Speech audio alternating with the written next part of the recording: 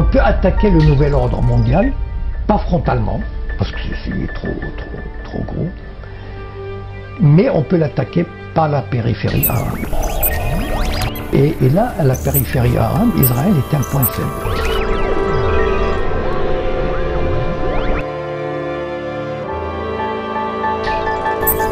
Les sionistes, ils viennent de créer une nation israélienne, c'est bon, d'accord. Si demain, ils n'en ont pas besoin, ils la laisseront tomber, ils refont autre chose ailleurs. Ils ont infiltré le judaïsme, comme ils sont en train d'infiltrer l'islam, parce qu'aujourd'hui, certaines pratiques ou certains groupes religieux musulmans, par exemple que je qualifierais de wahhabites, vont exactement dans le sens des sionistes.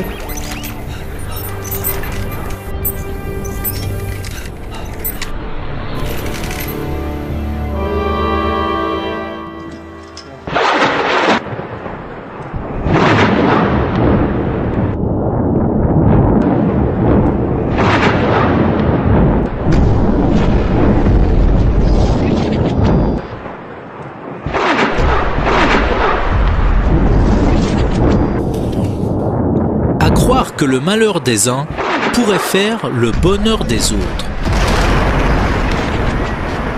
En tout cas, les bombardements sur la bande de Gaza attisent la curiosité. Ces résidents israéliens ont organisé une journée pique-nique, destination 7 collines avec vue plongeante sur les territoires bombardés. Je suis venu voir Gaza, les attaques aériennes, voir nos avions, pour me divertir un peu en ce jour de Shabbat. On voulait être avec nos compatriotes qui vivent près de Gaza. On voulait voir les attaques et tout ce qui se passe ici. I don't write about Jews, the people. I don't write about Judaism. I try to understand what Jewish identity politics is, how Jewish lobbies operate, what is the ideological, the spiritual, and the cultural impetus behind those lobbies, behind those political activity. I do believe that Jewish identity politics is very, very dangerous for world peace, probably the most dangerous political discourse. And I also think that Jewish identity politics is very, very dangerous for Jews themselves. And I would expect Jews to understand it by now, after suffering for so many times. But apparently they don't, and this is part of the problem. Of course, some Jews do understand it.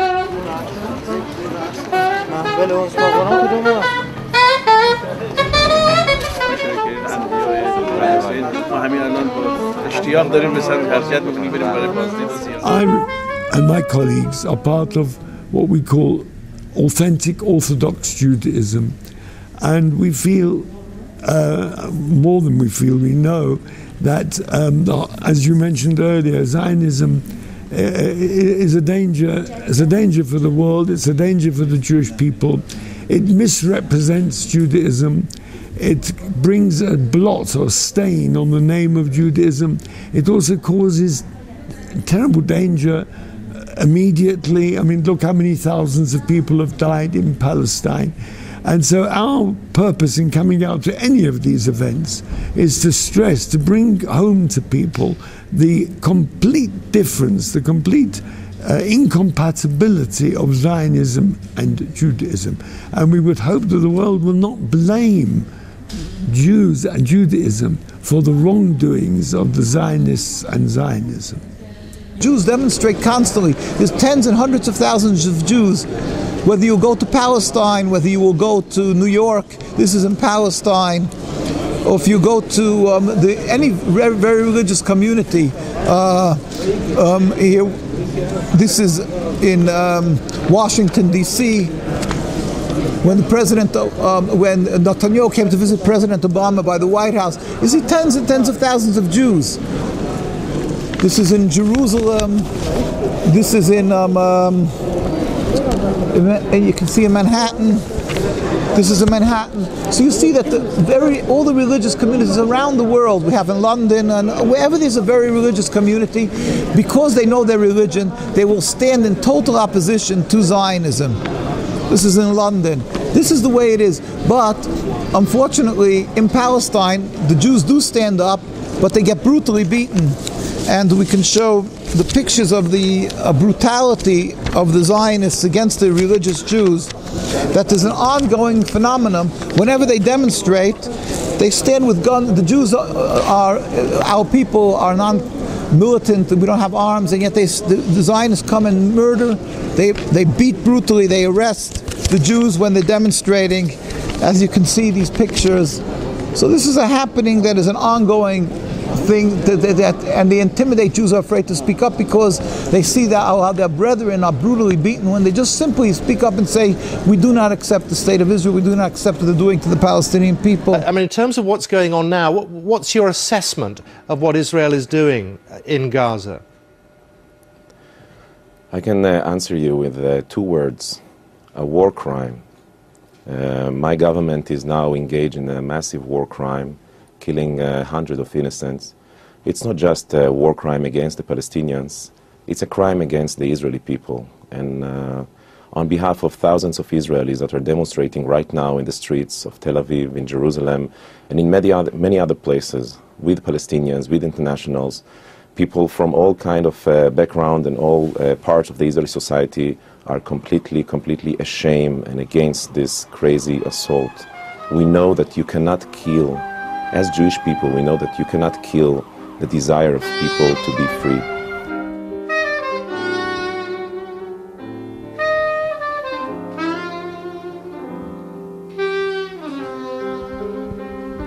Est-ce que le sionisme est un des enjeux majeurs pour comprendre notre époque, ou est-ce une question secondaire? Ça dépend ce qu'on entend par le mot sionisme. Si les gens croient que le sionisme, c'est simplement le problème d'avoir un État illégitime qui occupe la Palestine, alors on pourrait dire, au fond, c'est vraiment un problème de la Palestine. Le reste du monde n'est pas concerné. Si on pense que c'est juste ça, voilà, bon, on peut avoir de la compassion pour les malheureuses victimes palestiniennes, mais on ne se sent pas concerné. Parce que c'est une question extérieure très loin, voilà, oui. Ne pas concerner notre vie. Bon. Peut-être si on élargit un peu déjà la question en se disant oui, mais alors c'est curieux quand même parce que ce problème en Palestine devrait avoir une solution juridique, il y a un droit international, tout ça, et depuis plus de 60 ans, il y a un veto systématique à l'ONU dès qu'on aborde l'application du droit international à cet endroit-là. Ce qui fait que, en fait, les Palestiniens sont le seul peuple au monde qui ne peuvent avoir aucun espoir dans le droit international. On leur refuse l'application du droit international. Et dès lors, là, il y a quelque chose qui nous concerne tous, puisqu'il y a une zone de non-droit. Moi, je veux relayer la pensée forte de mes amis israéliens Mikado, Michel Warshawski, Amira Haas, Gideon Lévy, qui disent le gouvernement intérimaire israélien actuel ne veut pas la paix. Et c'est ça qui est grave, car s'il voulait la paix, il négocierait avec le Hamas facilement.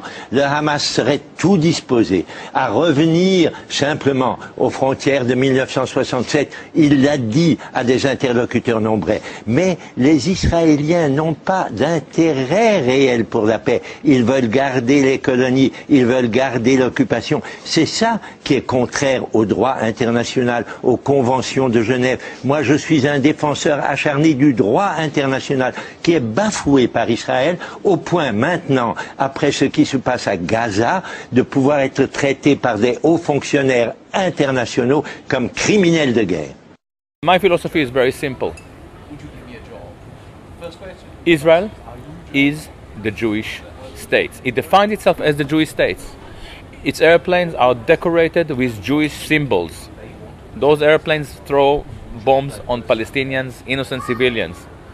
This means that we are entitled to ask, what does it mean? What is the Jewish state? What is Jewishness? What is Judaism? Who are the Jews?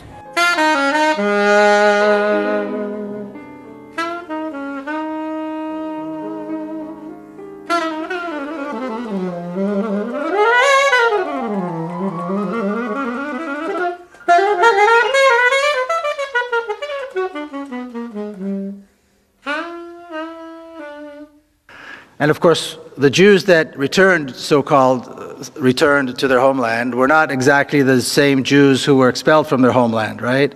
Because these were expelled a couple of thousand years before that. These were not their descendants either, because this has been a very long time. So these are people, the people that actually came back, so to speak, are people that claim some kind of a heritage, some kind of a connection, a relationship to the ancient Hebrews. And they claimed that they had the right to return to their homeland, and this is what Zionism was about, and this was accepted by the world as the right. They had the right to return. Now, if we talk about the right of return of one nation, you'd expect that there would be, if we accept it as a principle, then you'd expect that we'd accept it in general, across the board. Yet when people talk about the right of return of Palestinians to their homeland, suddenly a red line comes up and everybody says, no, we can't talk about the right of return of the Palestinians. It is very clear that Jews do not form a racial continuum. Yes. I was asked about it, about this issue yesterday in a talk here in Basel. They are not forming a racial continuum, but culturally they certainly form a racist attitude.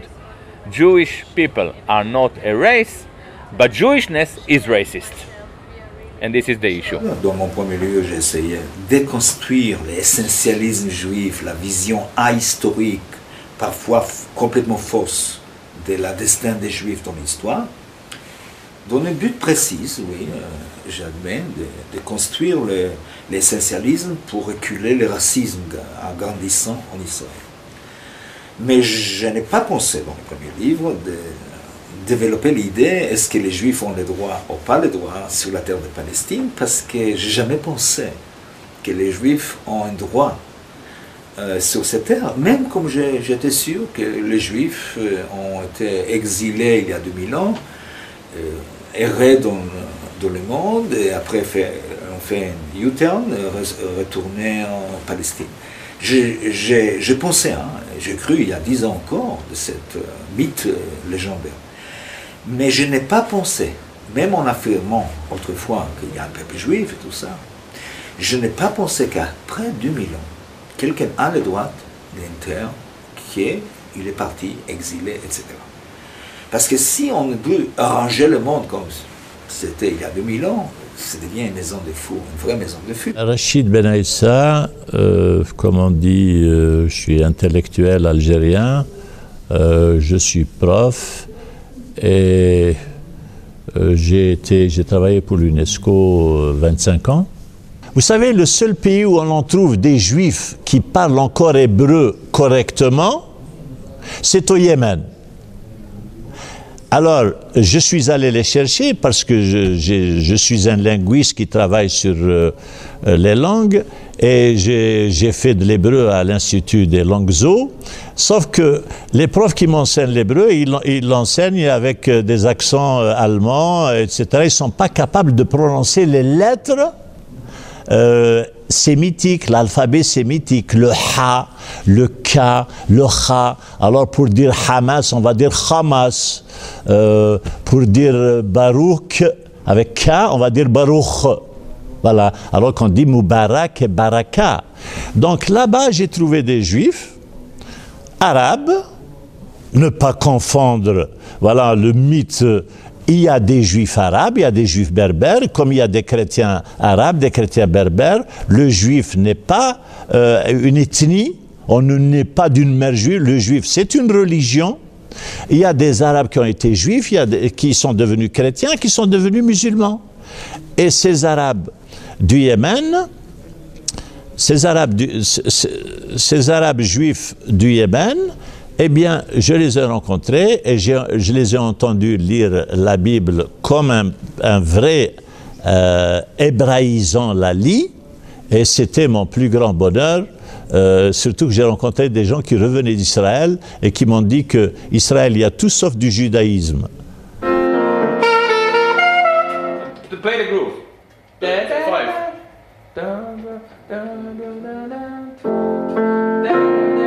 5.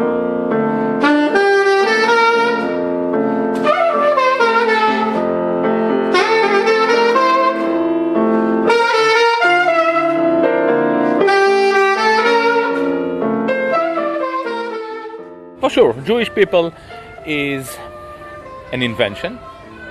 Shlomo Zahn would argue as well that French people are an invention. The German people are an invention, and it is not a secret. The Jews were inventing themselves as a nation in the light of other people. The difference between Jews as a people and other nations is that they for many years managed to celebrate the symptoms of this invention on the expense of other people. And this is the problem. The fact that I one day invented myself as a saxophonist, and I managed even to convince quite a few promoters and other musicians that I'm a saxophonist, and I made it into a career. I don't do it on the expense of anyone else. You want to come to listen to Gilad? Salam alaikum. You don't want? No problem. But the Jewish people invented themselves as a nation and went and consciously took the land of another people. And Bernard-Henri Lévy is proud of the fact that as you said, he liberated the Libyan as a Jew. You know, so again, he celebrates his invented symptoms on the expense of a lot of people. Vous rappelez d'ailleurs au long du livre que c'est comme juif que vous avez fait ce voyage en Libye. Ah oui. Ces voyages, cette saison en Libye, c'est comme français, comme écrivain et comme juif. Et quand je suis sur la place de Benghazi, je leur parle. Et je leur dis que je suis là comme... Ils me prennent tous pour l'ambassadeur de Sarkozy. Je leur dis, je suis pas ambassadeur, je suis même pas sarkozyste, je suis français et juif. Fils d'Israël. Vous représentez des tribus, moi je suis aussi le représentant d'une vieille tribu. Ouais. Le fils d'une des plus anciennes tribus du monde. Alors Bernard-Henri Lévy, la tribu d'Israël. Et les types, mon cher Shlomo, m'applaudissent à ce moment-là.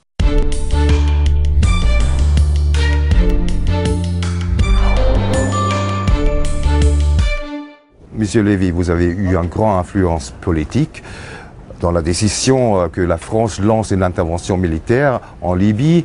Si vous regardez comme les choses ont évolué, est-ce que vous pensez que cette intervention militaire était encore la bonne décision pour résoudre le conflit? J'ai un seul regret aujourd'hui, c'est pas d'avoir fait ce que j'ai fait pour Benghazi, c'est que personne ne le fasse pour Homs, que personne ne le fasse pour Deraa, que personne ne le fasse pour les villes syriennes massacrées. Le nom de Benghazi aujourd'hui, c'est Homs. Bernard-Henri Lévy, merci d'avoir répondu à mes questions. Merci. Dernière question, on sait que vous êtes très attaché à l'État d'Israël, à sa survie, à son existence et à sa vie dans la paix. Est-ce que ces bouleversements dans les révolutions arabes, et notamment en Libye, ne menacent pas la stabilité de l'État d'Israël? Attendez, je suis plus que très attaché, je suis inconditionnellement attaché à Israël. Je suis un ami inconditionnel d'Israël. Et c'est à ce titre que je vous dis qu'au contraire, ces printemps arabes, je pense que c'est bon pour Israël. I want to understand what Bernard-Henri Lévy means by saying, I'm proud as a Jew. This is my right. It's not my right. This is a necessity because we are killing more and more people in the name of this interventionist ideology. So Olivia Zamor, who I regard as a friend, by the way, thought that this book is not about Palestine, it's about Jewishness, and she is right. But I argue that Jewishness is the real problem, and this problem is much larger, much broader than mere Palestine. If Israel or America or France or Britain would attack Iran tomorrow in order to save the Jewish state, this war can escalate into a nuclear conflict, and this would mean that a few weeks later there will be a very big radioactive cloud over Paris. J'étais très impressionné par le développement de sa pensée sur le tribalisme. Voilà. Et ça m'a créé d'ailleurs quelques ennuis avec certains, par exemple l'Union des Juifs pour la paix, ou Dominique Vidal, qui pense le contraire, enfin qui pense que Gilad Atzmon dérive vers l'antisémitisme. Bon, moi je ne suis pas du tout d'accord. Donc l'idée du tribalisme a été très intéressante. Pour moi, c'était vraiment une découverte, enfin la manière dont il l'avait exposé, développé, etc. Mais par contre, moi j'aimais quelques réserves sur sa pensée, sur les juifs qui restent juifs tout en étant sionistes et qui, comment dire, maintiendraient une idée du suprémacisme. En fait, lui, ce qu'il voudrait, c'est que les juifs antisionistes ou critiques, il leur reproche de rester juif. Bon, et moi, je m'élève contre cette prétention. Ne serait-ce que sur le plan personnel, moi je me considère comme un juif. Je suis né juif, j'ai été élevé comme un juif. Et dans une famille très traditionnelle, donc j'ai eu une culture juive très développée.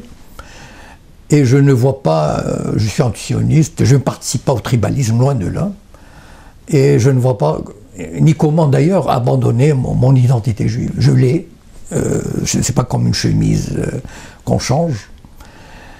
Et puis en même temps aussi, l'autre critique que j'émettrais contre cette idée de Gilad Atzmon, c'est qu'il met tout le monde dans le même panier.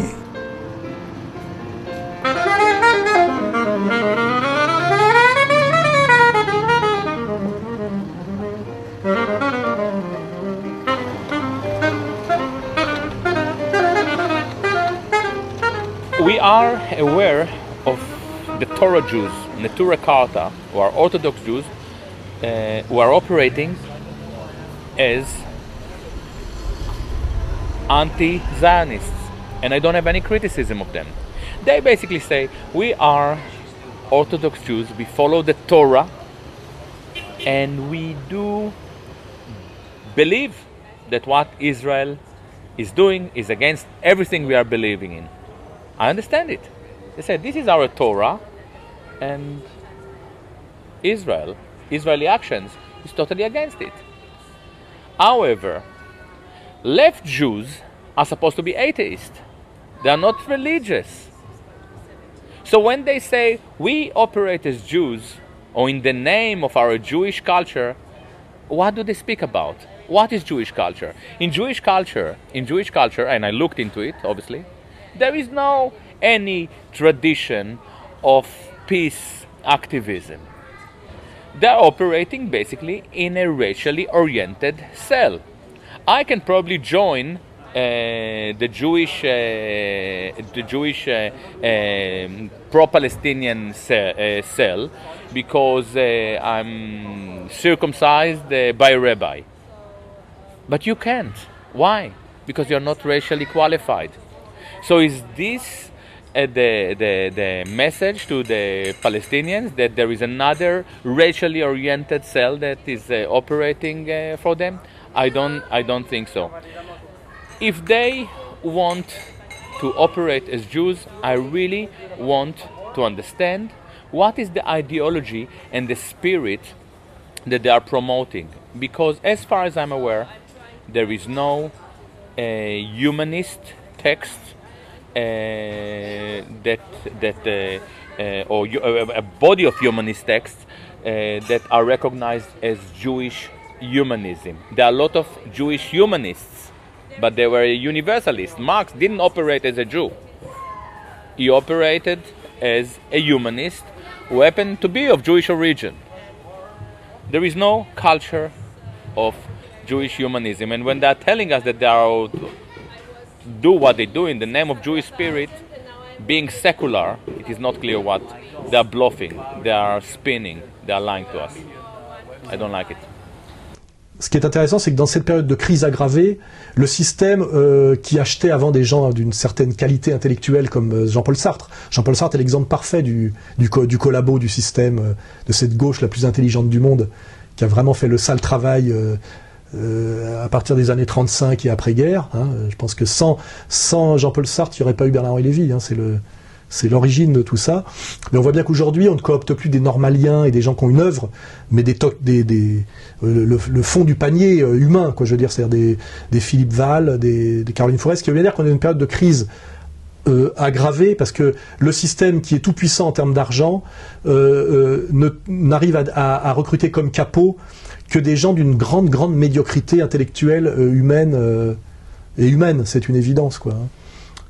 Caroline Fourès, Bernard-Henri Lévy, Philippe Val, plus toute la clique de ce qui est devenu Libé, ce qui est devenu Charlie Hebdo, journal néo-conservateur dont le travail principal est de pousser à la violence contre le petit peuple musulman de France. C'est quand même incroyable comme retournement. Voilà, on en est là aujourd'hui, ce qui veut bien dire que on est dans une période de, je dirais, je sais pas comment on dit, de kairos, c'est-à-dire proche de l'éclatement, où les choses se voient parce qu'elles sont très radicales. Avec, au bout du bout, n'oublions pas, parce que c'est récent, la démission du pape. Ce qui veut bien dire que le trône de Pierre est vacant. C'est un symbole très très fort. Si on parle aujourd'hui de cette domination sioniste sur le monde, qui est une domination judéo-sioniste, c'est que le pape démissionne. C'est-à-dire qu'il ne peut plus faire son travail, il le reconnaît, et finalement il laisse le trône de Pierre vacant. C'est-à-dire qu'on est on donne raison aux CD vacantistes. C'est-à-dire que c'est effectivement ce qu'on appelle la destruction du 4e Empire qui arrive à son terme, c'est-à-dire l'effondrement, la mise à mort de Rome, c'est-à-dire de l'Occident helléno-chrétien et du catholicisme. Hein.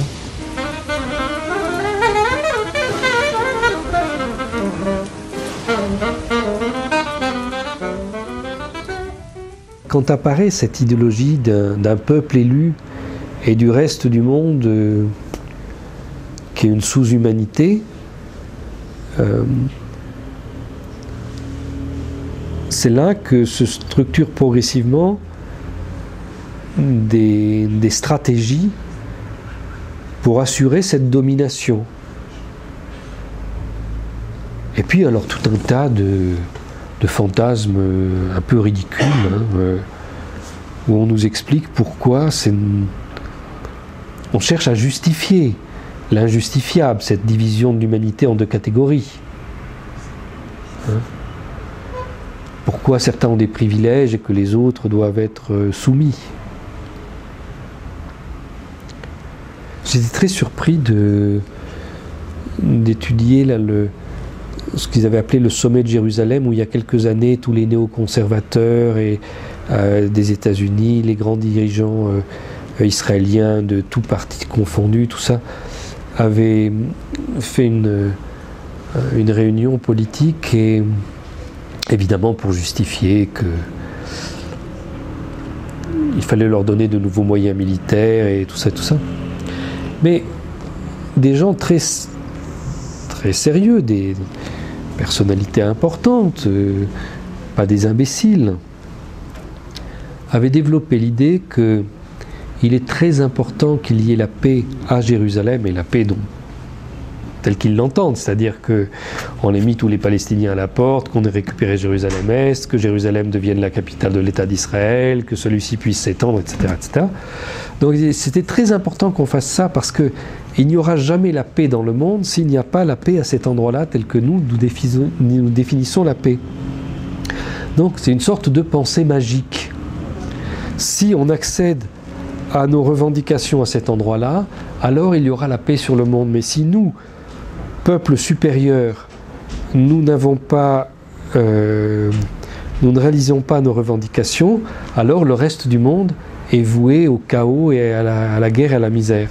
Avec ce développement de la puissance militaire est venu ce rêve quasiment messianique, parce que les les Juifs redécouvrent aujourd'hui, c'est assez étonnant de constater, enfin pour ceux qui suivent l'actualité juive ou israélienne, à quel point le Messie est devenu quelque chose de très important, de très actuel. La plupart des Juifs attendent le Messie, réellement le Messie. Et ce n'est plus le Messie comme... c'est plus exactement le Messie comme dans la Bible, ou comme dans la tradition plutôt, parce que la Bible n'en parle pas, mais dans la tradition orale. Mais c'est une espèce de place centrale d'Israël dans le monde, et d'ailleurs on parle de Jérusalem comme capitale mondiale. Ça fait partie du projet eschatologique, c'est-à-dire de faire de Jérusalem une ville internationale, mais évidemment dominée par Israël, enfin dominée par les Juifs, par le sionisme, mais qui serait reconnue comme telle, c'est-à-dire une espèce de capitale spirituelle. Et beaucoup parlent aussi d'Israël comme une nation qui éclaire le monde, comme une nation à laquelle le monde, les autres pays apportent leur contribution, et comme les rois mages s'inclinent devant cette création divine. Et je vous assure que beaucoup d'Israéliens y pensent et y croient, et même les laïcs.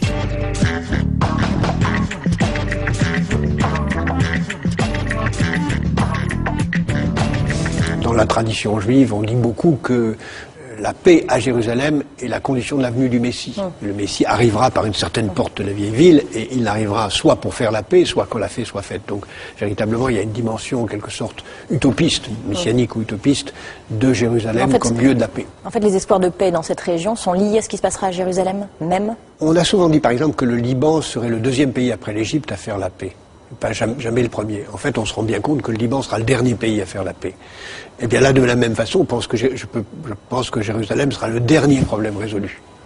Parce que personne n'a intérêt à céder, ni les Palestiniens qui ne reconnaîtront pas l'indivisibilité israélienne, ni les Israéliens qui n'accepteront pas. Donc je pense que le statu quo est le plus vraisemblable, même si on peut imaginer, rêver d'un Jérusalem devenant capitale de la planète, qui sera un jour unifié autour d'un gouvernement mondial. C'est un joli lieu pour un gouvernement mondial.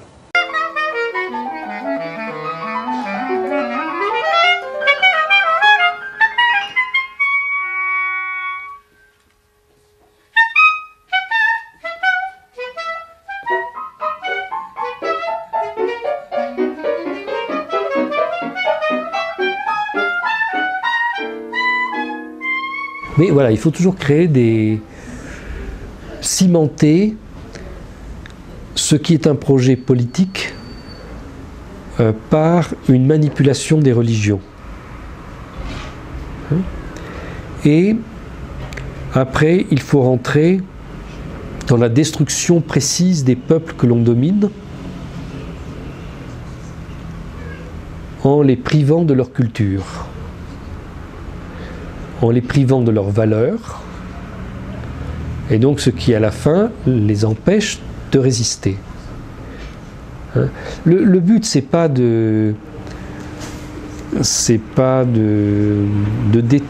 comment dire, la destruction de ces cultures n'est pas un but en soi, c'est un moyen pour la domination. Le sionisme, disons, c'est l'expression d'une domination par un groupe. C'est-à-dire qu'il y a un groupe qui doit dominer la planète. Maintenant, ce groupe infiltre des religions, infiltre des idéologies. Là, visiblement, la religion qui est infiltrée par ces personnes, et je distingue bien le judaïsme de leur programme, ils ont infiltré le judaïsme, comme ils sont en train d'infiltrer l'islam, parce qu'aujourd'hui, certaines pratiques ou certains groupes religieux musulmans, par exemple, que je qualifierais de wahhabites, vont exactement dans le sens des sionistes qui ont infiltré le judaïsme. Comme ils vont dans le même sens que des sionistes qui ont infiltré le christianisme à travers de certains mouvements sionistes évangéliques. Donc, il y a un projet en commun qu'ils tentent de mettre en place en infiltrant les différents groupes qui, au départ, ont des des objectifs tout à fait louables. Les religions en tant que telles, normalement, appellent à l'amour, appellent à la cohésion, appellent à la justice. Alors il faut toujours infiltrer ce qui est noble et puis le détourner de son objectif, de ses objectifs. It's a tragedy. It's because the Jewish people have been living hundreds and hundreds of years in Muslim communities, enjoying the hospitality, the safe haven of Muslim and Arab countries. And in Palestine, we've been living together for hundreds and hundreds of years without any problems, harmonic coexistence, babysitting each other's children. And the only time that this rift developed, that this mistrust and the endless river of bloodshed happened is since the advent of Zionism, which is around 100 years ago. And to explain away all these problems as being because of anti-Semitic, because of religious reasons, is a terrible injustice. So we want to correct this, and we hope that the new generation of media will tackle this problem. And if they correct that, then there could be repercussions in the future, ripple effect, that there could be peace with God's help, both in the Holy Land, Palestine, Middle East, and around the world.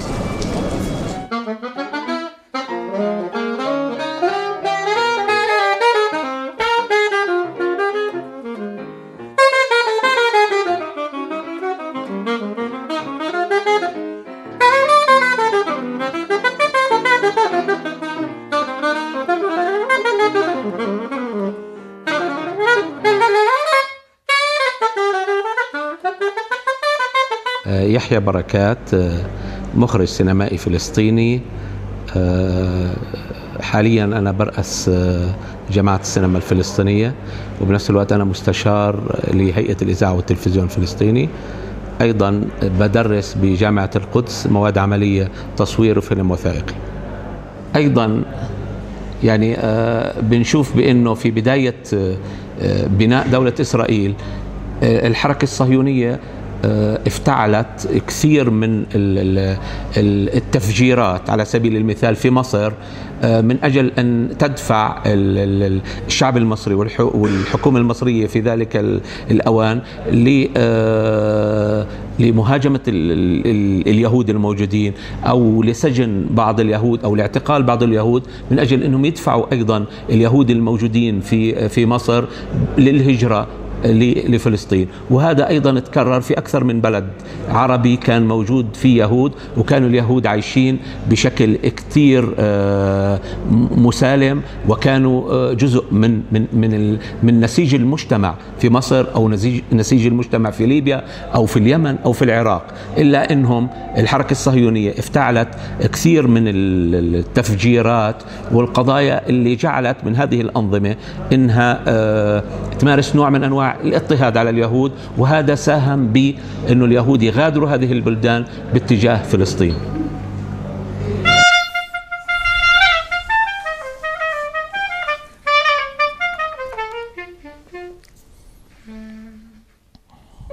Personnellement, je considère comme ça, quand j'y pense, que j'ai un compte personnel avec l'État d'Israël. C'est-à-dire, en tant que juif marocain, je considère que la communauté juive marocaine, qui était forte de 400 000 personnes dans les années 50, et qui était riche sur le plan de l'artisanat, de la musique, les plus grands chanteurs à l'époque étaient des juifs. Il y avait toutes sortes de monde. Et les sionistes ont cassé, ont brisé cette communauté. Ils l'ont pour leur propre, pour les emmener dans le désert, pour en faire de la chair à canon, etc. Ou du lumpen prolétariat. Et quand je pense à ça, et je pense à ma famille qui vit plus ou moins enfin, je veux dire que c'est jamais réellement... Bon, les enfants s'intègrent, c'est obligé. Mais eux, ils sont assis entre deux chaises. Et je pense à ce massacre, à ce crime historique qu'ils ont commis. Et ils l'ont fait dans tous les pays arabes. Et ça, je pense que c'est une dimension qui n'est pas réellement politique, mais qui est personnelle, communautaire, et ça me touche énormément. C'est un élément, c'est une dimension que lorsque j'y pense, me fait énormément mal au cœur. In the American Jewish community, for many, many years, Zionism was a very minority current. Until after World War II, I would say most Jews were not Zionists. Many Jews were living in Eastern Europe in a culture that went back hundreds of years. They weren't interested in moving to Israel particularly, or being part of Israel. But since the end of World War II, this movement to try to get more American Jews to go to Israel, to see Israel as the homeland of all Jews, to get people to give money to Israel or defend Israel, has been underway, since 60 years now. And it's had a big effect, largely because as information came out about what happened in World War II, as people understood that millions of people were killed, there was a feeling of insecurity and of fear, and that this could happen again. And, Israel positioned itself as the defender of the Jews. Ironically, one of the very first things that Israel did was to destroy the Jewish language. They destroyed Yiddish as the main language of Eastern European Jews. Didn't want it in Israel. They wanted Hebrew. They wanted a more macho society built around the idea of a Sabra, a person who was born in Israel, a kind of a Sparta idea, that Israel would be, this center of defense of Jewish people worldwide, and that all Jews essentially are Zionists. So if you criticize the leadership of Israel as a Jew, you can't be called anti-Semitic, but you can be called self-hating. You're a self-hating Jew if you don't accept the Israeli government. Yeah, I'm not just a self-hater. I'm a proud self-hater. And what this means is that I try to understand what is it in me which I don't like, and to try to transform this knowledge into a general knowledge, so you can understand it, and also Jewish people may be able to grasp what I'm talking about. And by the way, I'm happy to say that I can see now that some Jewish people do understand what I'm talking about. I'm pretty sure that Zionists understand what I'm talking about. To their Judaism only by means of the State of Israel. Of course, the subject should not even be discussed, because it questions whether, in fact, like the protagonists of my book, that provokes remarkable hostility. I'm here today to defend Judaism and to oppose the Zionist state. That is the root cause of all the bloodshed and suffering. It's not what Jews want to hope for. They've just hijacked, as we said, and stolen the name of Jews, the Star of David, to be able to legitimize this base, evil, flawed political movement of making a state, and in order to gain support from the world, whether it's the masses of Jews who are ignorant of the Torah, or whether it's the evangelistic Christians. So they wave the Bible and say, see, God gave us this land. They wave the Bible as a deed to the right to the land. And then they point to the Palestinian people and they say, oh, the reason that they don't support us is because they're anti-Semitic. So even in that, beside the big lie that it's godly given to them now, is the double lie to say that the Palestinian people are opposed to it because they're anti-Semitic, when they simply want the rights to the land. Cet concept moderne de patrie n'a pas existé dans le judaïsme, c'est seulement invention du sionisme. Et d'ailleurs, plutôt, ça manque un peu dans mon premier livre, c'est invention des chrétiens. Surtout les protestants, et dans les protestants du courant puritain et évangéliste. C'est-à-dire l'idée que cette terre doit accueillir les juifs, cette terre doit être une patrie des juifs, c'est une idée chrétienne moderne et pas juif du tout. Les juifs ne voulaient pas émigrer, ils n'ont pas émigré de 2000 ans parce que c'était une terre sainte pour eux, pas une patrie, et même pas, et ça c'est important de souligner, pays de refuge. Parce que vivre pour un vrai juif sur cette terre, c'est beaucoup plus compliqué et douloureux que vivre en Pologne, vivre à Paris, etc. Parce que cette terre sainte, on ne peut pas les salir, on ne peut pas vraiment faire l'amour, par exemple, sur la terre sainte. Je vous assure que c'est dû être dans l'imaginaire juif assez compliqué. Le sionisme que nous connaissons aujourd'hui est la résultante d'une construction qui s'est faite sur 3 siècles. Donc, au début, il n'y avait que certains éléments de ce que nous avons maintenant. Progressivement, ils ont ajouté de nouveaux éléments, faire quelque chose de tout à fait cohérent, qui leur donne un certain nombre d'instruments pour ce projet de domination qui existe depuis le départ.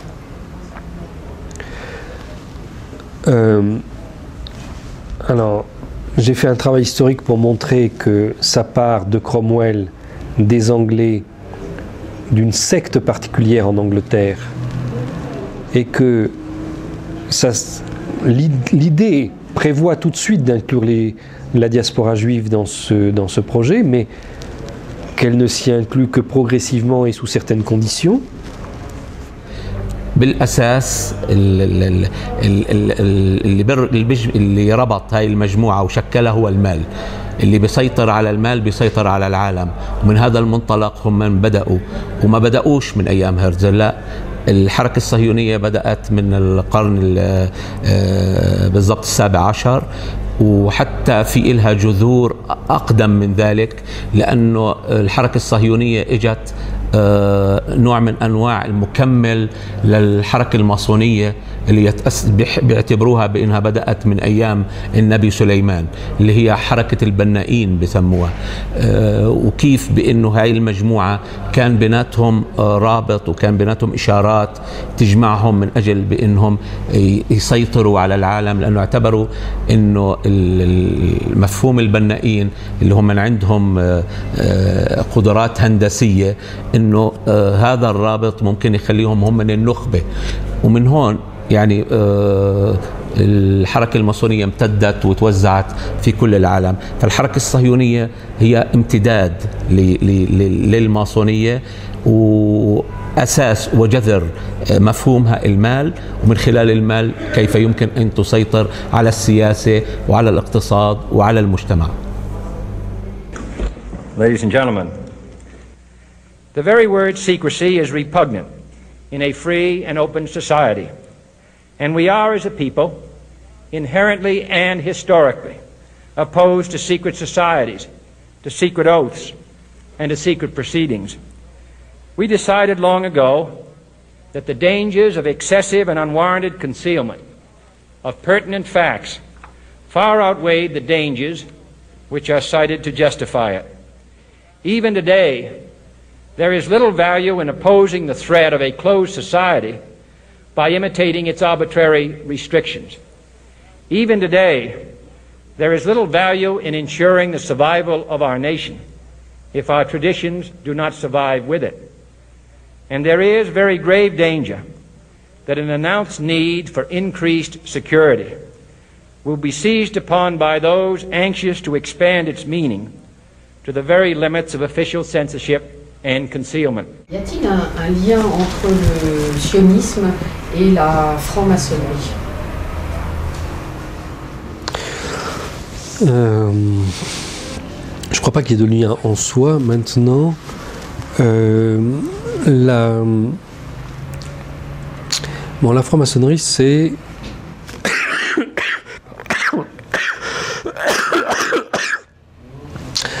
la franc-maçonnerie, c'est une structure qui est à la fois porteuse d'une certaine idéologie et en même temps qui a une caractéristique de clandestinité qui rend possible des usages très très différents de cette structure. Donc selon les époques, ça a certainement représenté des choses assez différentes, selon les pays aussi. En plus, tout ça a pris des formes multiples, toutes sortes de loges. Donc, premièrement, tout jugement d'ensemble là-dedans me paraît excessif. Ensuite, dans la franc-maçonnerie, il y a des symboles qui sont utilisés par l'ensemble des loges, qui sont des symboles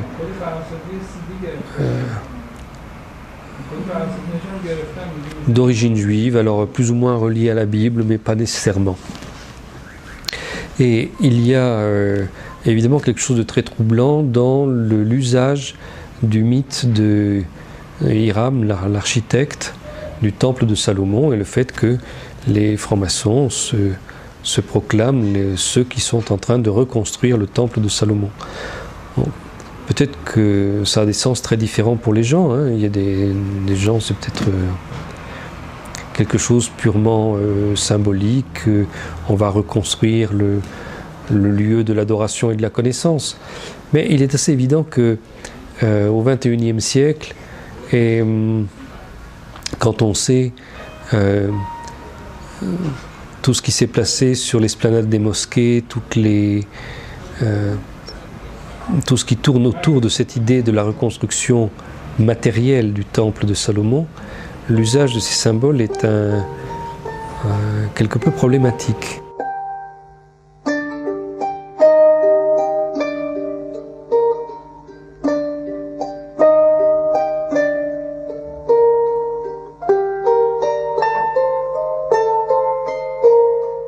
Installé depuis des années en Israël, ce couple d'Américains travaille à la fabrication manuelle de l'instrument des rois. Ils viennent de recevoir une commande de l'Institut du Temple de Jérusalem pour la fabrication d'une pièce identique à celle qu'utilisait le roi David.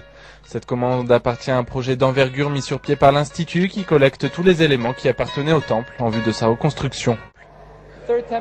Le troisième temple, qui sera un lieu de prière pour toutes les nations, sera élevé très bientôt et nous préparons ici les éléments dans leur dimension originale, leurs matériaux originaux, comme ils sont décrits dans le livre. Many remain skeptical over the funds invested in the future reconstruction of the temple and if it will bring true peace. Well, you know, a lot of people will try anything for peace, and John Lennon said, all we're saying is give peace a chance. And so why not try the one thing that God himself promised? You know, we're called a kingdom of priests and a holy people, the chosen people. Now, not everyone is comfortable with that appellation. I woke up one morning and there it was. I didn't fill out a form. It doesn't mean that we're the best pediatricians and Wall Street brokers and film producers. We happen to be that also, but that might be a coincidence. But what it really means is that God has chosen the Jewish people to be the vehicle throughout the saga of human history wherein he proclaims to the whole world that he exists. And you know what? When you look at a Jew in the world today, there's no other explanation for the fact that we're here except that there's a God in the world.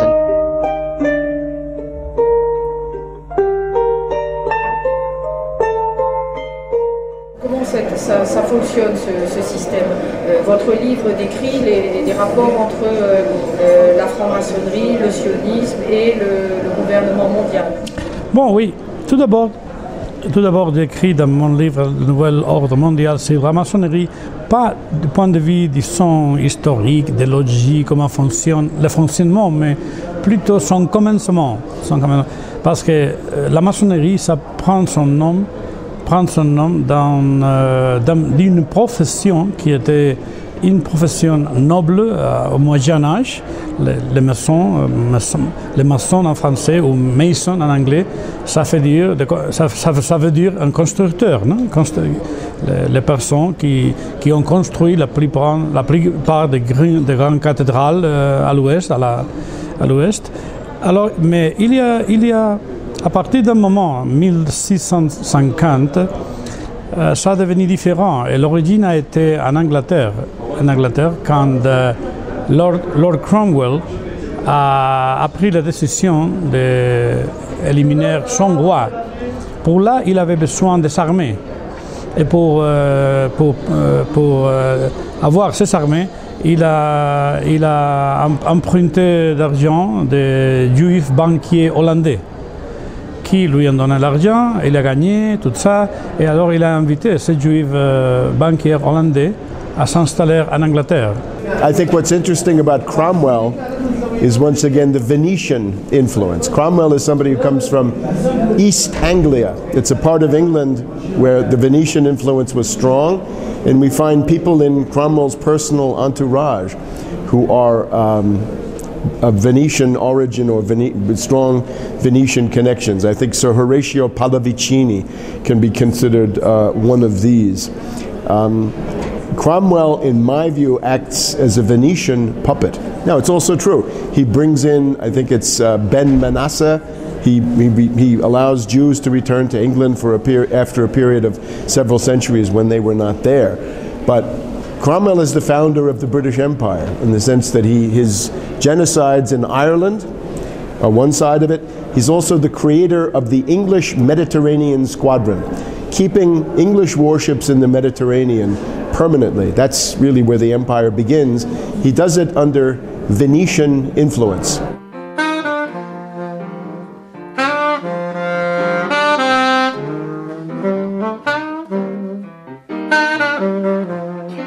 Il se trouve que dans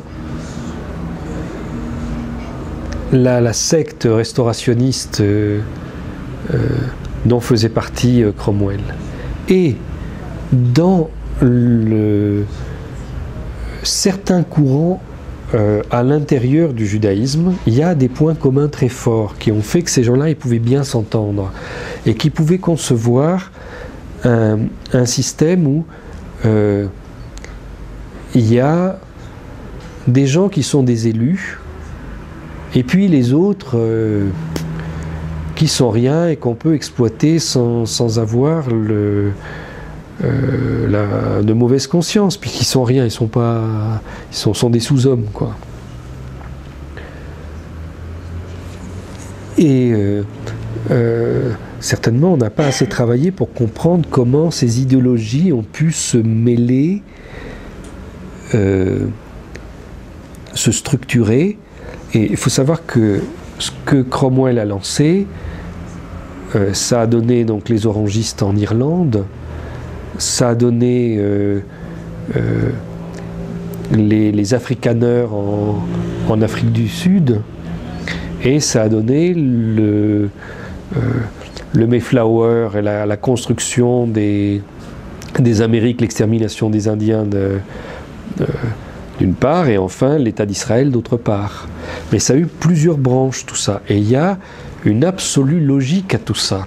C'est absolument la même idéologie. Donc on voit en réalité que, si on comprend bien, l'avènement au XXe siècle d'Israël est lié totalement, mais ça c'est un voile de vérité qu'on déchire quand on lit notamment Douglas Reed, la controverse de Sion, c'est qu'en réalité, ce fait incroyable que 2000 ans après pratiquement la destruction du Second Temple, Israël, qui était un projet biblique, se réalise concrètement dans l'histoire européenne en réalité, parce que c'est une histoire européenne, a beaucoup à voir avec l'épopée bancaire qui renvoie à l'épopée Rothschild. En réalité, pour résumer, et là c'est un peu violent mais c'est pas grave, ça demande des années de travail pour comprendre ça, l'État d'Israël aujourd'hui, quand on creuse et qu'on passe par, qu'on regarde ce qu'il y a derrière Herzl et qu'on trouve Shem Weizmann et qu'on regarde qui y a derrière Shem Weizmann, et la vitrine à la fois de l'arrogance et du pouvoir mondial des Rothschild. C'est-à-dire que la toute puissance de la banque, on va dire judéo-protestante, mais dont le noyau dur est juif, a permis à un moment donné au XXe siècle de s'offrir par l'argent des Rothschild quelque chose qui avait été promis par Dieu, mais que Dieu ne donnait pas pour des raisons théologiques, et qui est l'État d'Israël. And more than that, in the Torah it's very clear to a Jew that our expulsion from the Holy Land with the destruction of the temple was a decree of God because of our spiritual lacking, not because of our physical lacking. In other words, it was a decree of God, and it wouldn't have helped us. All the king's horses and king's men, all the strength possible could not have saved us from this decree of God. And therefore the solution, the remedy is not to take strength and to cry physically return, because that would not be the solution to a spiritual problem. On the contrary, we were warned by God that if we will attempt to breach the oath of God, that God put us on the 3 oaths, since the destruction of the temple, not to return in mass in large numbers. Secondly, this is oaths through King Solomon, a prophecy of King Solomon, not to return in mass, not to rebel against any nations, or not to attempt to end exile. So by attempting to breach all these oaths, by going back en masse, creating a state, fighting the nations, and explaining to the world that it's our beginning of redemption, they're breaching all these oaths, and we were warned by God that it will bring catastrophic results for the Jewish people because it's fighting God's hand, it's going against God.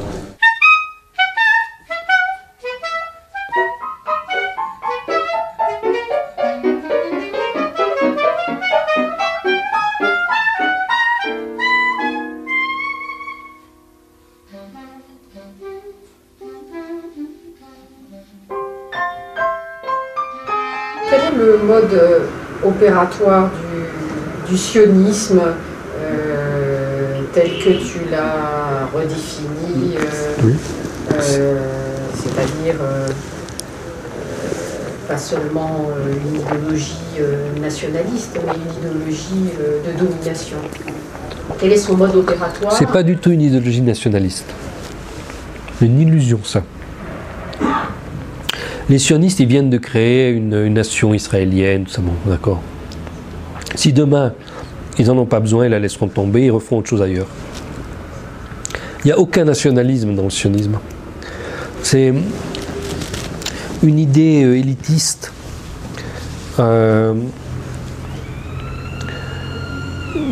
qui n'a aucun égard pour les nations, aucun. La création du sionisme le sionisme en tant que tel n'est pas forcément lié à l'État d'Israël. Ce nom sioniste, effectivement, est lié à l'État d'Israël, mais l'idéologie et la domination que ça représente est beaucoup plus ancienne. Aujourd'hui, son expression est le sionisme.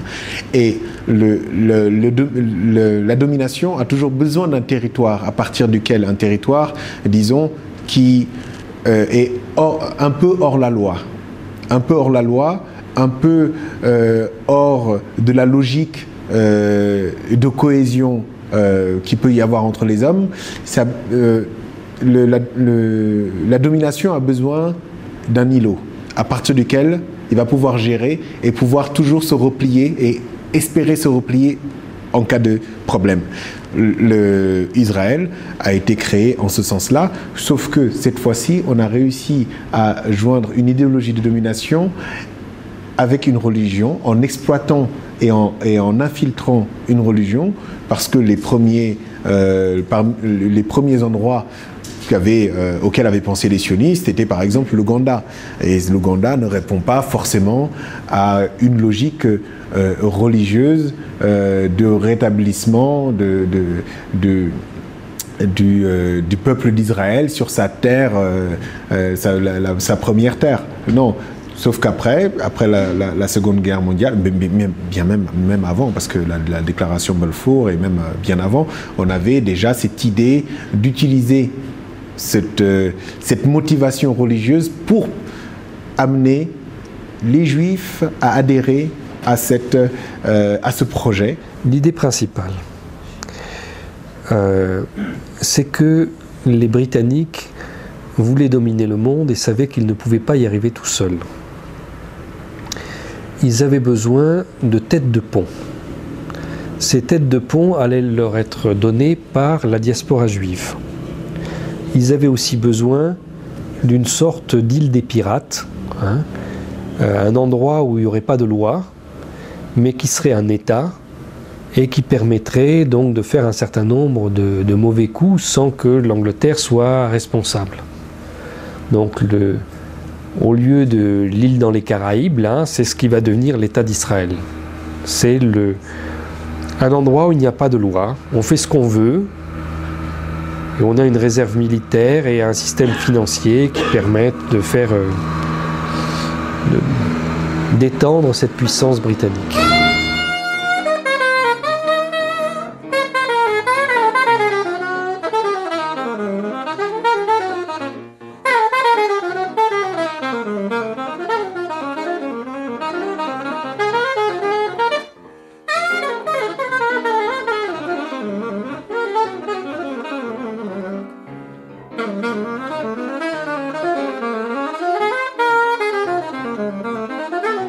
Zionists and Israelis Israeli leadership, realized at a certain stage that actually it is far more clever to leave the diaspora Jews exactly where they are.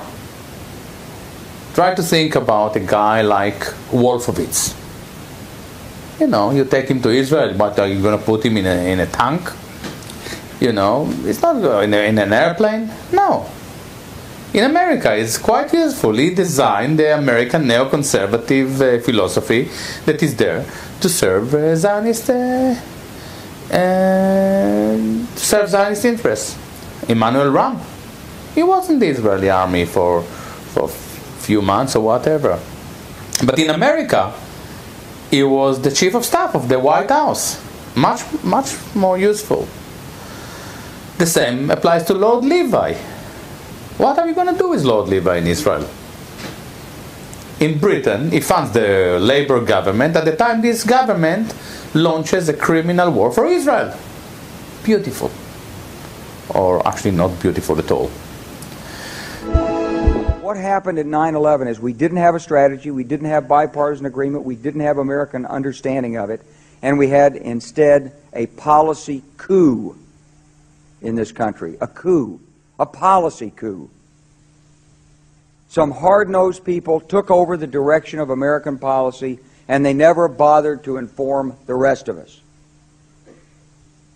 I went through the Pentagon 10 days after 9/11. I couldn't stay away from Mother Army. I went downstairs, I was leaving the Pentagon, and an officer from the Joint Staff called me into his office and said, I want you to know, he said, sir, we're going to attack Iraq. And I said, why? He said, we don't know. He said, I said, well, did they tie Saddam to 9/11? He said, no. And then I came back to the Pentagon about 6 weeks later. I saw the same officer. I said, why haven't we attacked Iraq? We still going to attack Iraq? He said, oh, sir. He says, it's worse than that. He said, he pulled up a piece of paper off his desk. He said, I just got this memo from the Secretary of Defense's office that says we're going to attack and destroy the governments in 7 countries in 5 years. We're going to start with Iraq, and then we're going to move to Syria, Lebanon, Libya, Somalia, Sudan, and Iran. This country was taken over by a group of people with a policy coup. Wolfowitz and Cheney and Rumsfeld, and you could name a half dozen other collaborators from the Project for a New American Century. They wanted us to destabilize the Middle East, turn it upside down, make it under our control. Alors, les Sayanim, j'ai consacré un livre aux Sayanim, le printemps des Sayanim, qui sont ces dizaines de milliers de juifs sionistes répartis dans toutes les sociétés occidentales, partout dans le monde, dans tous les secteurs d'activité, dans les médias, dans l'économie, dans la politique, à très haut niveau, à tous les niveaux, à très bon niveau, et surtout dans les médias aussi, à Hollywood, ils sont plusieurs milliers. Et donc tout ce corps des Sayanim, qui sont dirigés par le Mossad, ils sont dirigés par un département particulier, le département de la propagande, la guerre de propagande, et qui, comment dire, mettent du lion, introduisent une espèce d'homogénéité de la politique de l'oligarchie dans ce domaine. C'est-à-dire que, par exemple, ils peuvent lancer des campagnes pour interdire le Hamas, ou pour Gilad Shalit, ou pour mener une guerre contre la Syrie, enfin, ou contre l'Irak. Et donc, tous ces Sayanim introduisent, développent une pratique, une homogénéisation des politiques américaines, françaises, etc., et qui permettent justement de créer ce lien très serré entre le sionisme, entre Israël et l'oligarchie, enfin, occidentale, c'est l'oligarchie. Et donc, par exemple, tous ces think tanks, par exemple, qui permettent comment dire, cette espèce d'imprégnation de l'idéologie sioniste, cette imprégnation de pratiquement tous les tissus universitaires, médiatiques, économiques, culturels. Et c'est là où le sionisme joue un rôle essentiel dans cette oligarchie.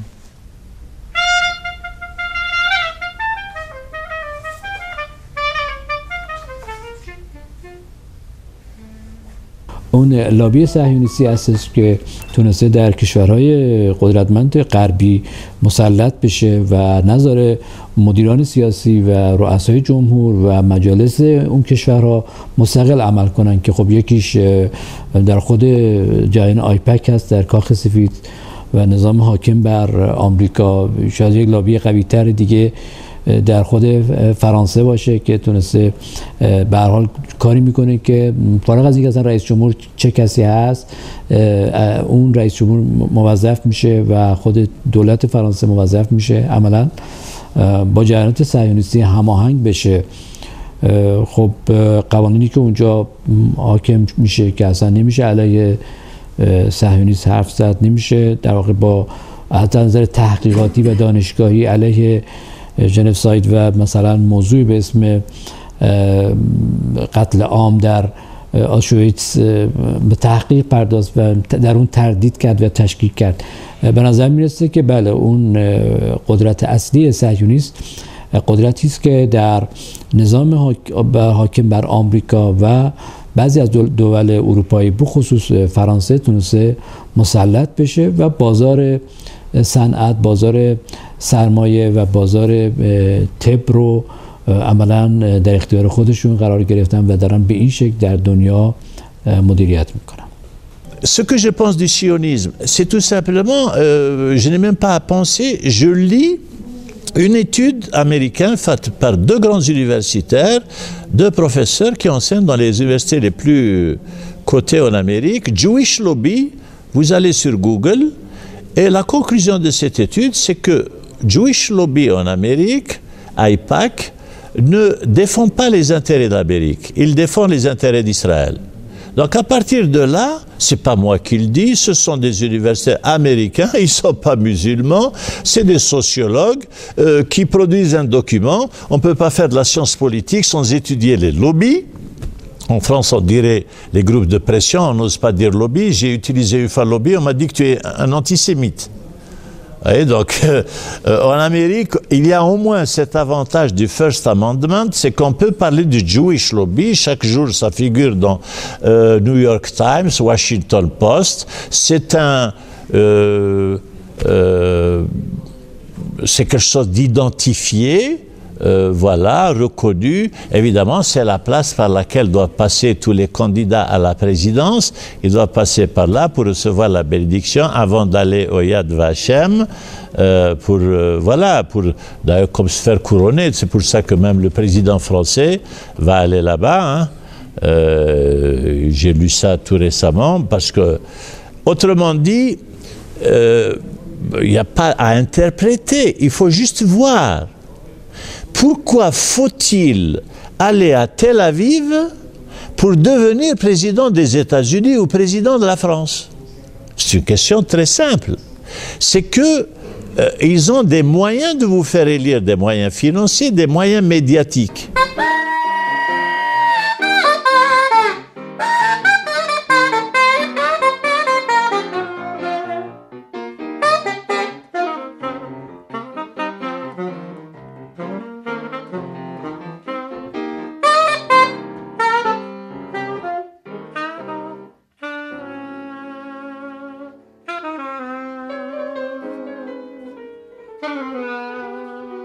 Within the last 3 decades, we see a serious transformation, a clear transformation, and actually we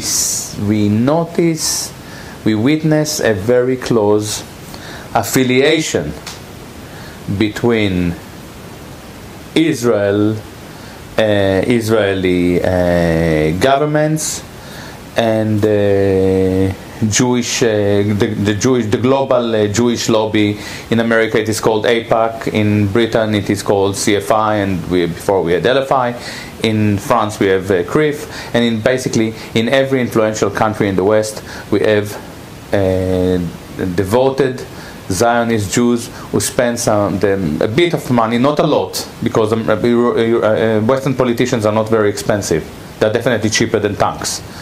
They spend some of their money buying European, Western politicians and make them into Israeli Sabbath going.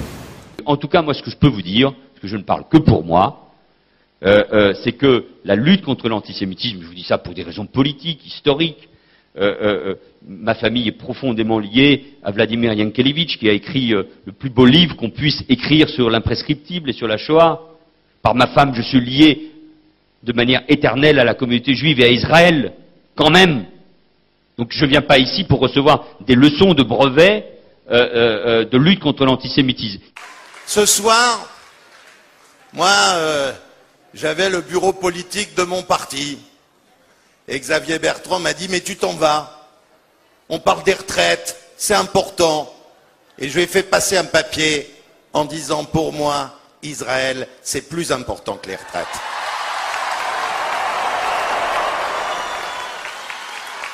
Tous les hommes politiques, à un moment donné, qui ont été antisionistes, quand ils ont continué à monter dans la hiérarchie politique, sous contrôle, on va dire, impérial, ont été obligés de se rallier au sionisme. Vous pouvez le vérifier de tous les hommes politiques, y compris José Bové, vous voyez ? Y compris, comment il s'appelle, le maire de Bègle, là, j'ai oublié son nom, Noël Mamère, tous, vous verrez que c'est... Et là, vous avez vraiment les rites de soumission, et ces rites de soumission montrent bien qui a le pouvoir et qui ne l'a pas. Parce qu'en dernière instance, on se soumet à qui a le pouvoir, pas à qui ne l'a pas. Et donc vous voyez bien que le pouvoir est bien bancaire et sioniste, et quand vous dites qu'il est bancaire et sioniste, vous voyez bien que finalement le sionisme n'est jamais que la vitrine du pouvoir bancaire, ce qui veut bien dire que ce pouvoir bancaire n'est pas seulement la logique du capital et la dérive du capital, mais aussi une vision en dernière instance religieuse d'une élite, d'une élite qui en dernière instance a une vision théologique et téléologique, et qui renvoie beaucoup, comment dirais-je, à la vision prophétique et messianique de ce qu'on appelle les Lévites, et qui renvoie aussi à la passion du Christ et à ce que Jésus-Christ a bien montré du doigt, notamment tel que le raconte Matthieu dans les évangiles, quand il a chassé les marchands du temple, et qu'il a bien, comment dirais-je, séparé la vraie religion de la religion dévoyée, devenue mammonique et satanique, en montrant du doigt ceux qui l'ont mis à mort, et qui continuent à le mettre à mort jour après jour, qui est le Sanhédrin. Et qui est le Sanhédrin d'aujourd'hui? C'est le CRIF.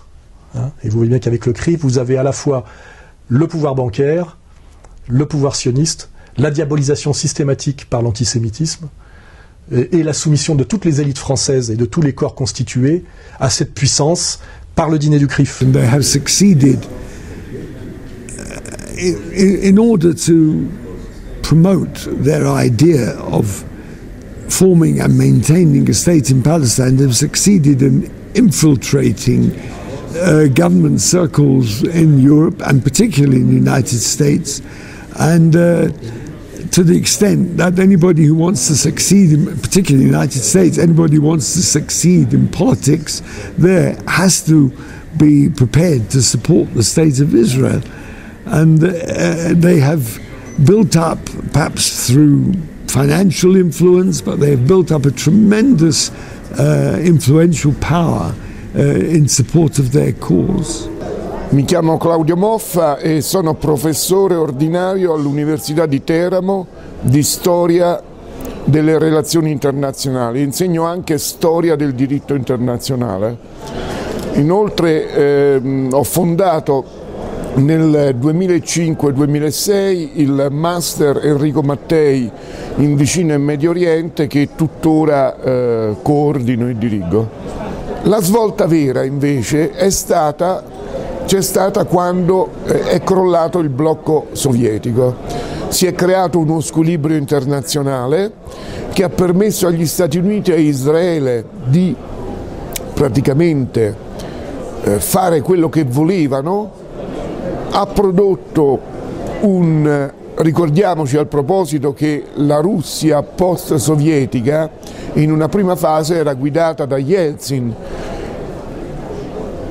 e quindi era completamente assente come punto di contrapposizione sullo scenario internazionale. Del resto, una caratteristica fondamentale del ventennio che ci separa oggi dalla fine del blocco socialista è la crescita del potere di Israele, del potere delle sue lobby in molte parti del mondo. In Russia abbiamo la lobby della famiglia finanziaria di Yeltsin, con Berezovsky, Guzinski, Khodorovsky, tutti magnati della finanza che si erano appropriati delle industrie di Stato e che poi però sono stati sconfitti da Putin. Negli Stati Uniti, come ci dicono Walter Meschemer, la lobby israeliana è diventata egemone non soltanto fra i democratici ma anche fra i repubblicani, e il controllo dei mass media, il ruolo dei mass media in un'epoca di globalizzazione anche dell'informazione ovviamente hanno prodotto il resto. I mass media negli Stati Uniti sono quasi tutti in mano appunto a diciamo direttori di origine ebraica, questo e legati sicuramente al sionismo. You know, I've lived in Hollywood for 25 years now. I've worked in the film industry for that long. And I've worked at the lowest and the highest levels of the industry. Hollywood by and large is a chaotic machine through which individual ideas come to expression through the use of pools of money that move around. The industry itself was founded largely by Jews leaving Russia. Many Jews came, and there are a lot of Jewish artists and thinkers, and Jewish traders, for example, who've developed sums of money, and they came to Hollywood because it was a way where they could express their ideas freely without fear of recrimination. And so there was a center of Jewish people that developed in Hollywood. But to say, for example, like some do, who don't know Hollywood, that Hollywood is controlled by Jews is inaccurate. Hollywood is controlled by corporations. And some Jews, some Jewish people, who may not be religious Jews, who may just be Jewish by birth, happen to be presidents, vice presidents, in control of some aspects of Hollywood movie making.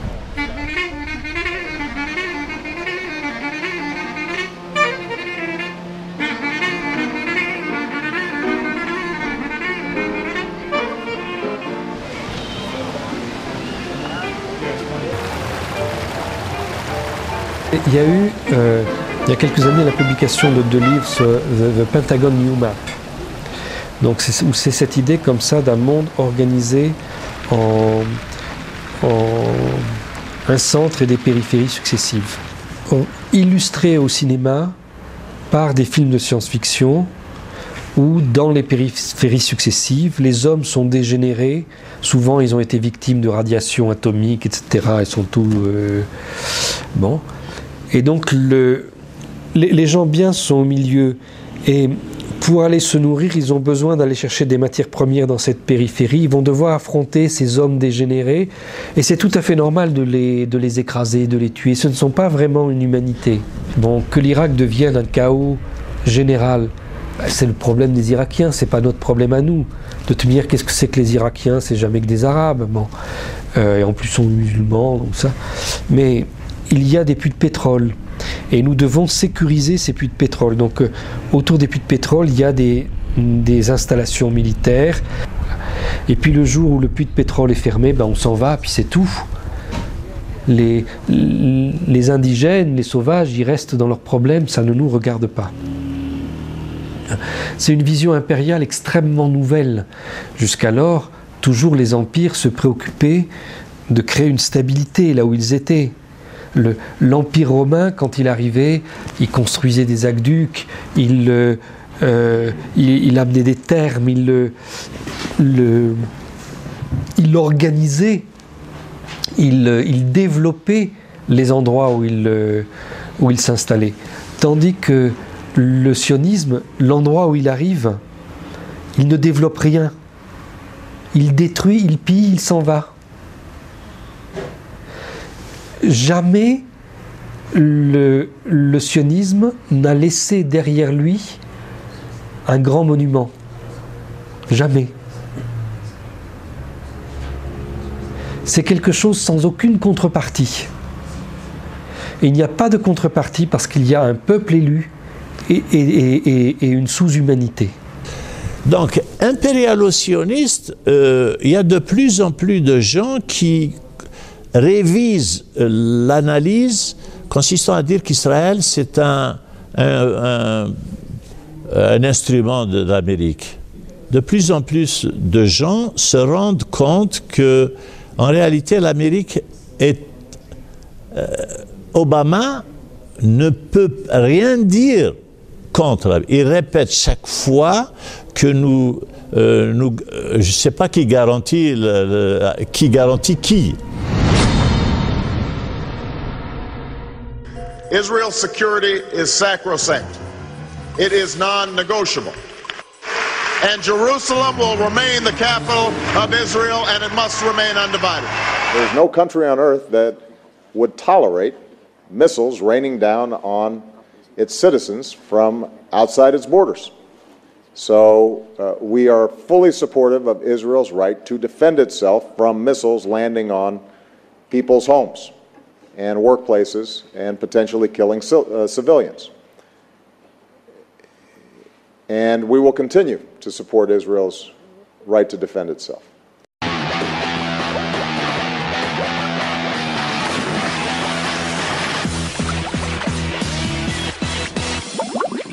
Let's talk about what the word terrorism really means. The definition is the systematic use of terror, often violent, especially as a means of coercion. So by that definition, is Israel not responsible for terrorizing Palestinians with house demolitions, unwarranted arrests, torture, checkpoints, psychological warfare, and detention? We continue to emphasize that America does not accept the legitimacy of continued Israeli settlements. The goal is clear. Two states living side by side in peace and security. A Jewish state of Israel with true security for all Israelis, and a viable, independent Palestinian state with contiguous territory that ends the occupation that began in 1967. So there should not be a shred of doubt by now. The chips are down. I have Israel's back. Aujourd'hui, on monte en pointe le lobby comme l'IPAC, etc. Mais si réellement l'intérêt américain, petit à petit, va dériver, ils trouveront toujours le moyen pas de se débarrasser d'Israël, pas encore, mais disons de lui tordre le bras et de le ramener à la raison. Et c'est là où ça va coincer, parce que c'est un pays qui a été habitué à vivre dangereusement et seul, comme il l'entendait jusqu'à présent. Et si on l'obligeait à se soumettre à, par exemple, à des résolutions internationales, à des solutions, là on risque d'avoir du grabuge. Et on ne récoltera, qui sème le vent récolte la tempête, c'est-à-dire on ne récoltera que le fruit de ce qu'on a semé. On a laissé ce pays faire ce qu'il veut, dans l'intérêt de l'Occident d'ailleurs. Mais à un moment donné, il va devenir gênant. Voilà. Their personal distrust of Barack Obama as an ally of Israel is a disgrace.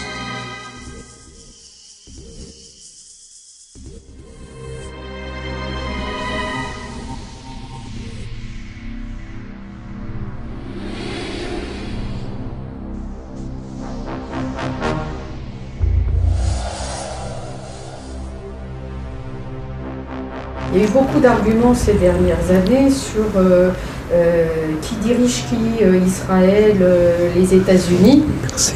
D'Israël ou des États-Unis. Que penses-tu de cette querelle universitaire? C'est un très faux problème. C'est complètement faux.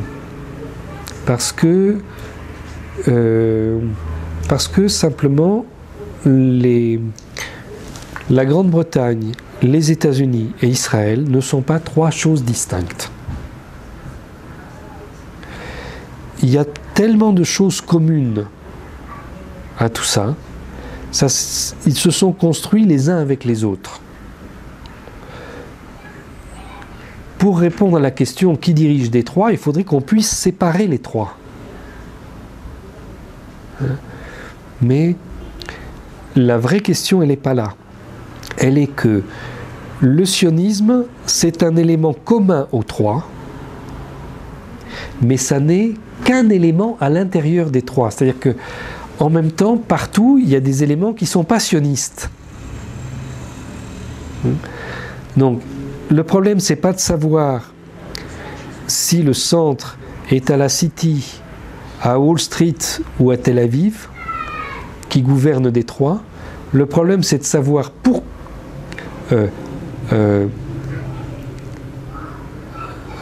à quel moment les sionistes sont eux-mêmes victorieux dans ces centres de décision. On a ouvert vraiment la porte de Pandore avec ce pays. Et comme il est doté d'ogives nucléaires, enfin centaines d'ogives nucléaires, il a 6 sous-marins nucléaires offerts par l'Allemagne pour compenser le génocide. Et donc qui peuvent se balader en Méditerranée, en mer Rouge, partout. Et donc ils peuvent faire peser une menace assez extraordinaire. On imagine la menace qu'ils peuvent faire peser même sur l'Amérique. Ils sont capables de tout. Voilà. Ces gens-là, aujourd'hui, sont capables de tout.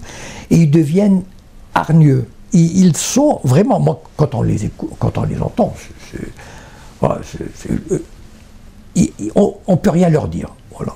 Ils sont, comment dire, c'est l'enfant gâté à qui on a tout donné et qui ne peut rien accepter, aucune remarque. Je veux dire, il y a eu cette petite reconnaissance minable de la Palestine à l'ONU, et ils ont réagi comme des... voilà. Mais ils développent une paranoïa extraordinaire. Et c'est vraiment le sentiment de forteresse. Et tout le monde est contre nous, tout le monde est antisémite. Margaret Thatcher, vous savez comment le surnom qu'on lui donnait, l'antisémite. Margaret Thatcher, antisémite. Mais c'est ça, c'est-à-dire tout.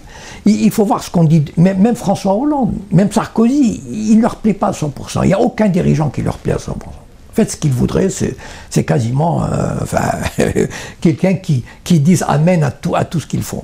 In order to make the Palestinian solidarity into a vivid discourse, we should address the problem. The problem is not merely political, the problem is the Jewish state. We are dealing with the Jewish state. We are dealing with Jewish ideology, we are dealing with Jewish lobbies globally, all over the world. And then the Palestinians are just part of this conflict. As a matter of fact, they're just in the forefront, unfortunately, I'm very sorry for them, they are in the forefront of a very big battle. Et dans ce projet de domination, il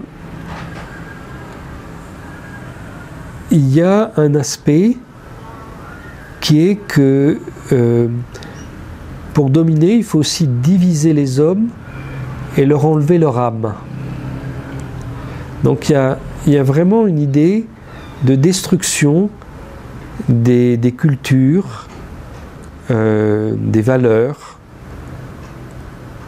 qui sont différentes d'un endroit à l'autre, mais d'une déshumanisation extrêmement organisée et profonde des sociétés. De destruction des tissus sociaux. C'est le seul projet de domination qui est allé aussi loin. C'est un projet de domination dans lequel on considère toujours que les ennemis ne sont pas les États, les ennemis ne sont pas les gouvernements, les ennemis ce sont les peuples. C'est fondamental comme idée dans ce projet.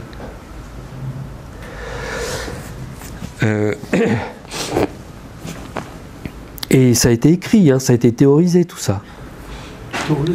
On aurait fait des théories de tout ça.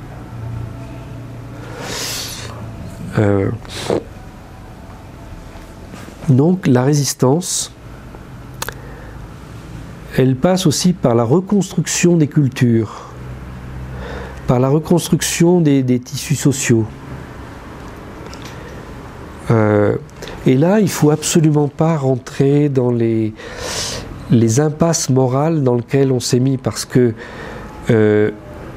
en Europe, on a une vision morale de tout ça, de bien et de mal, de la faute à un tel, de la faute à machin. Le problème n'est pas de savoir qui a commis une erreur. Le problème n'est pas de savoir si c'est la faute des uns ou la faute des autres. Le problème, c'est essayons de nous élever au lieu de continuer à descendre. Voilà, c'est tout. Essayons de nous élever. Qu'est-ce qui nous amène vers en haut et qu'est-ce qui nous amène vers en bas? C'est tout. On doit uniquement regarder les choses comme ça.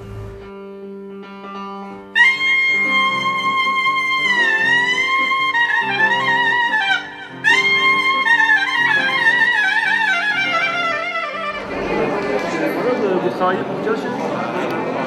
Je suis